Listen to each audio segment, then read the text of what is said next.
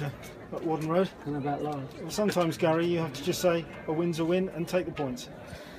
Well, yeah, of course you have, but you have to delve deep into, why it was such a poor, not just the start, but poor game for us, really. It was only the last maybe half an hour, second half.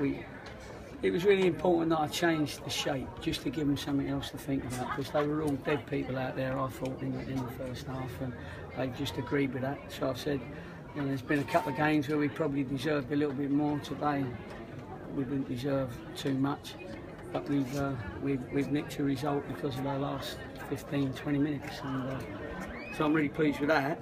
I'm pleased with the result, but there's no high fives in there, and there's no jumping on each other's backs, because we know that we've been well below par generally today. Is that the Saturday, Tuesday catching up? It could be. I mean, every other team's done it, and there'll be some teams that have been a bit slovenly today, but to be fair to Barrow, they started quite bright. They were picking a lot of the seconds up, and I've used the same group. Maybe I could have changed one or two, but anyway, I've done what I've done, and we're still on 9 points with 5 games, which now is a decent start for us. I was going to say, you've said in the week that a win today would make it a good start. Yeah, I was hoping we'd win well, you know what I mean, rather than win sort of like, it wasn't a lucky win, it was like the boys just didn't play, and the confidence drained out of them a little bit. I tried not to, I did no screaming and shouting in the dressing room at half time. It was just, me and Russ in the manager's office, just alongside the dressing room, and we said, look, we've got to change the shape, change the team, bring on a couple of lads that we know can play. We know about Rob Dickie, and he also gives you a threat, like he showed. Asa gives you a threat because he's going to make a pass or two.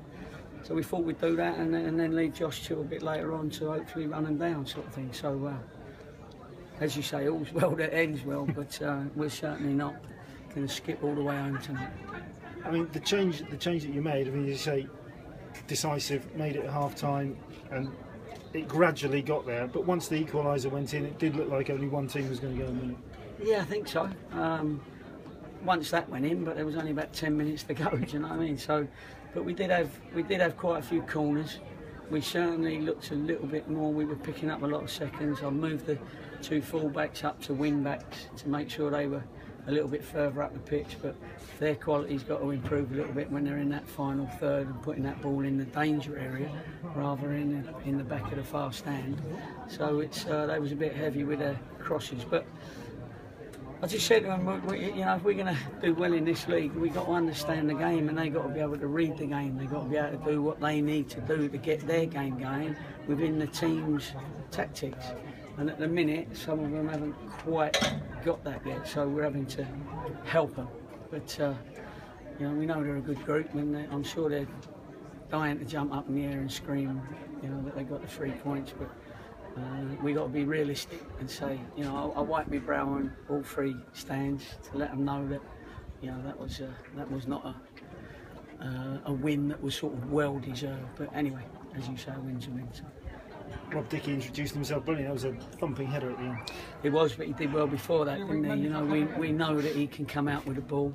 We know that although it's 3 centre halves, he can come out with it, and he's got good quality as well, and he's good in the air. So, we knew we'd shore up that side, and he would be able to come out and find strikers. And thank God he found that fantastic header right at the end. Are you quite pleased now you've got a free week? The Saturday, Tuesday's up, you've got a free week now up to talking? Yeah, I am. I think it's been hard for the same group of players. Early part of the season, it's a lot of games early on before you're getting into the season, and I think a lot of teams are suffering that. But Stores and Munsey, I thought, epitomised our effort today, and I'm pleased. I just shouted out to Stores, we need to do something, and then he arrives in the penalty area late and fast with a bit of bravery and hits his head on something. So we know we've got a few lads out there that want to produce, but we just got to get more producing more often. Up to 7th in the table now. I know it's early days, but is that okay after 5 games? Oh, I would have thought so. Yeah, it's okay. I mean, I know other teams have won again today, a couple of them, but they'll all come back to the pack in time. We got to play them, of course. You know, those are the key games. They're the 6 pointers. But no, at the moment, the 7th spot. You know, we're a new group, and you know, it's not an easy thing to do to get a new group of 11 players and then compete at this level where there's a lot of experienced players and get yourself top of the league within the first 5 games.